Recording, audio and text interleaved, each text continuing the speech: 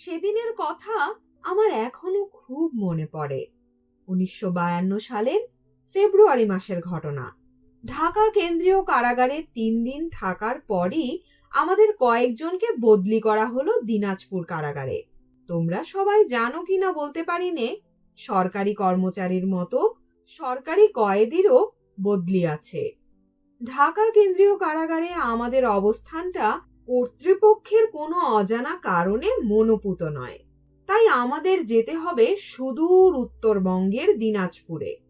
রাত ৯টার সময় গাড়িতে চেপেছি। বাহাদুরাবাদ ঘাটে গিয়ে যখন নেমেছি তখন ভোর হয়। খেয়া পারাপারের স্টিমারে যখন উঠেছি তখন চারদিক অন্ধকারে অস্পষ্ট দেখা যাচ্ছে। অনেক দূরে দূরে নৌকাগুলোর ভেতর থেকে কেরোসিনের বাতি জ্বলছে। শুধু যমুনার কালো জলের ওপর ভোরের প্রথম আভা এসে পড়েছে আর ঝিকমিক করে উঠছে। ছলাৎ ছলাৎ জলের শব্দ শোনা যায়। ভোর হতেই কিন্তু পট পরিবর্তন হয়ে গেল। অনেকগুলো পরিচিত কণ্ঠস্বর শুনেই তাকিয়ে দেখি ঢাকা বিশ্ববিদ্যালয়ের একদল ছাত্র এই স্টিমারেই আছে। বিশ্ববিদ্যালয় অনির্দিষ্টকালের জন্য বন্ধ হয়ে যাওয়ায় ওরা বাড়ি ফিরে যাচ্ছে। যদিও আমাদের সঙ্গে গোয়েন্দা বিভাগের লোক ও পুলিশের লোক ছিল, তবুও আমরা খোলাখুলি ছাত্রদের সাথে আলাপ করলাম আর একসঙ্গে বসে চাও খেলাম। তারপর খেয়া পার হয়ে আবার রেলগাড়িতে চেপে দিনাজপুর স্টেশনে এসে নেমেছি। মনটা খুব দমে গেল। কোথায় আমার চিরপরিচিত ঢাকা আর কোথায় উত্তরবঙ্গের এই প্রান্ত সীমার দিনাজপুর। গাড়ি থেকে নামতেই টের পেলাম যে হিমালয়ের কাছাকাছি এসেছি। ফাল্গুন মাস, বেলা প্রায় 11টা, তবু বেশ শীত। একটা চাদর গায়ে জড়িয়ে নিলাম। ডেপুটি জেলার অফিসেই ছিলেন। গম্ভীর স্বরে আমাদের বসতে বললেন।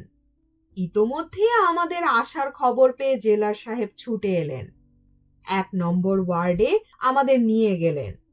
পরিচ্ছন্ন একটি বাংলো ঘর, সামনে এক ফালি উঠোন, মাঝখানে একটি বাতাবি লেবুর গাছ, ফুলে ফুলে একেবারে ছেয়ে আছে। অজস্র মৌমাছি এসে জমেছে আর ফাল্গুনের এলোমেলো বাতাসে চারিদিকে একটা মিষ্টি গন্ধ ভেসে বেড়াচ্ছে। শুনতে পেলাম কবি কাজী নজরুল ইসলাম নাকি বন্দী হিসেবে এই জেলে বেশ কিছুদিন ছিলেন। ওই বাতাবি লেবু গাছের নিচে চেয়ার টেবিল নিয়ে বসে নাকি কবি লিখতেন। ভাবতে পারো এই খবরটা পেয়ে কেমন লাগলো আমার। মনটা তবু খুবই বিষণ্ণ ছিল।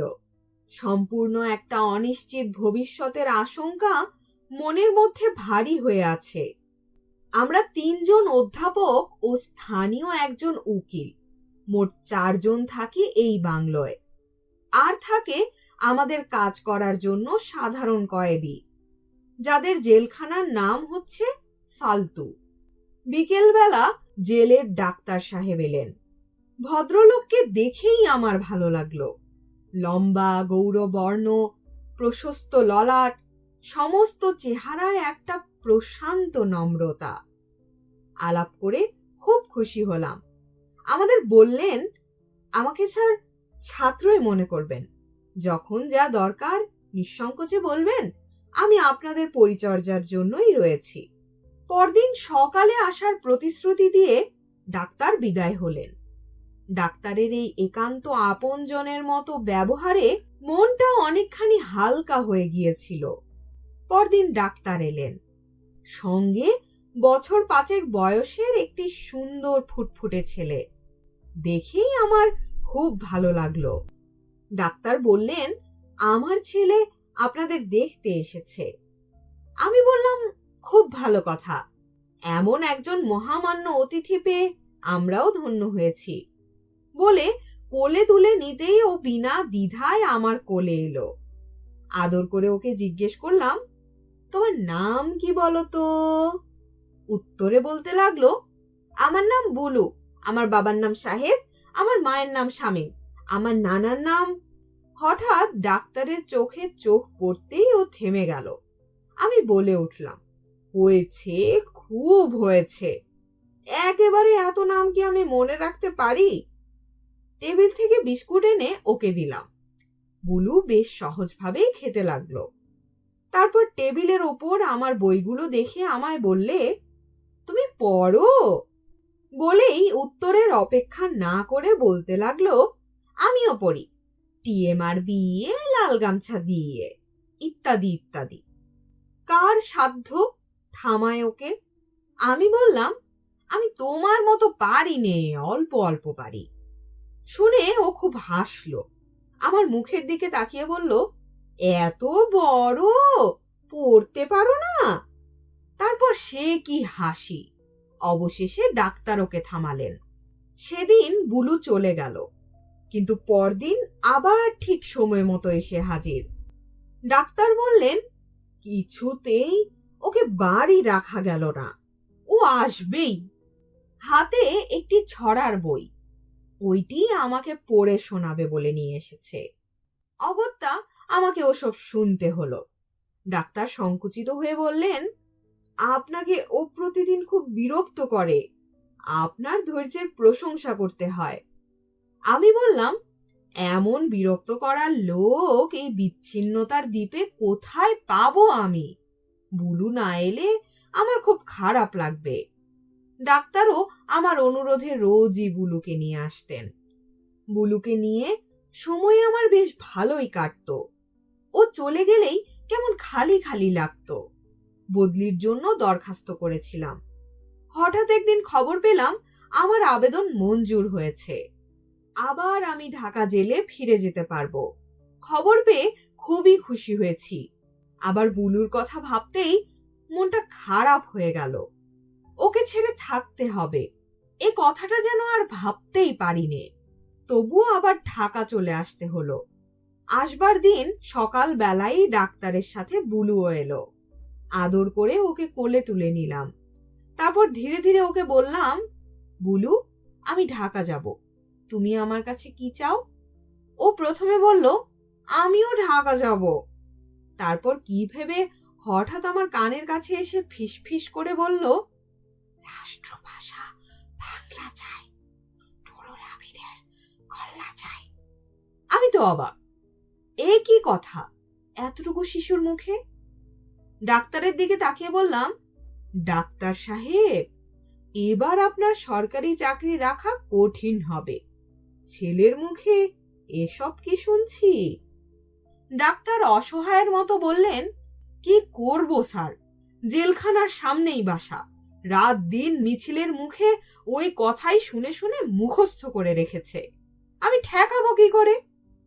এরপর দিনাজপুর থেকে ঢাকা কেন্দ্রীয় কারাগারে আবার ফিরে এসেছি। প্রথম কদিন বুলুর জন্য খুব মন কেমন করত, তারপর আবার ভুলে গিয়েছিলাম। এতদিনের বিচিত্র পরিবর্তনে এসব কাহিনী ভুলেই গিয়েছিলাম। আর এ কাহিনী বলার কথাও মনে হতো না যদি না সেদিন আর এক কাণ্ড ঘটত। সেদিনের পরে 17 বছর চলে গেছে। এক সাহিত্য সভা থেকে বাসায় ফিরছি। বাসার সামনে রিক্সা থেকে নামার পরেই হঠাৎ এক ভদ্রলোক আমার হাত চেপে ধরলেন। আমায় চিনতে পারেন স্যার? আমি কিন্তু আপনাকে চিনতে পেরেছি। আমার নাম শাহেদ, আমি ডাক্তার।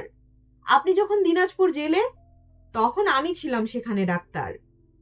তাকিয়ে থাকলাম, কিন্তু ভদ্রলোকের চেহারার সঙ্গে সেই 17 বছর আগেকার ডাক্তার সাহেবের চেহারার কোনো মিলই যেন পাইনে। হঠাৎ ভদ্রলোক আমাকে জড়িয়ে ধরে কেঁদে উঠলেন। আপনার বুলুকে মনে আছে স্যার? বুলু, ও এবার ইঞ্জিনিয়ারিং পাশ করে বেরিয়েছিল, চাকরিও পেয়েছিল, কিন্তু হঠাৎ সেদিন মশাল হাতে বেরিয়ে গেল, আর ফিরে এলো না। ডাক্তার আমাকে জড়িয়ে ধরে কেঁদে উঠলেন। আমি স্তব্ধ, রুদ্ধ বাঘ হয়ে দাঁড়িয়ে রইলেম। বহুদিনের বিস্মৃতির অন্ধকারে যে ছবিটি আমার মনের মধ্যে ফুটে উঠেছিল, তা 22 বছরের যুবকের নয়, 5 বছরের একটি ছোট্ট শিশুর। আর মনে হলো কানের কাছে যেন ফিস ফিস করে সে বলছে, রাষ্ট্রভাষা বাংলা চাই। ডাক্তারের মুখের দিকে তাকিয়ে রইলেম, কোনো কথাই বলতে পারলাম না তাকে। শুনছিলেন সক্রিয় ভাষা সংগ্রামী অজিত কুমার গুহ রচিত ২১-এর চেতনায় মোড়ানো একটি গল্প বুলু। পাঠে ছিলাম আমি তাফান্নুম তানজিম শিফা। গল্প ও গল্প পাঠ সম্পর্কিত যে কোনো মতামত এবং আপনার পছন্দের কোনো গল্প, কবিতা, উপন্যাস, নাটক আমার কণ্ঠে শুনতে আগ্রহী হলে কমেন্ট করে জানান। গল্পটি ভালো লাগলে বন্ধুদের সাথে শেয়ার করবেন, কারণ ভিউ, লাইক, সাবস্ক্রাইব আমাদেরকে প্রতিনিয়ত কন্টেন্ট তৈরিতে অনুপ্রেরণা যোগাচ্ছে। আমাদের আজকের আয়োজন এখানেই শেষ। সবাই সুস্থ থাকুন, শুনতে থাকুন গল্পযোগ।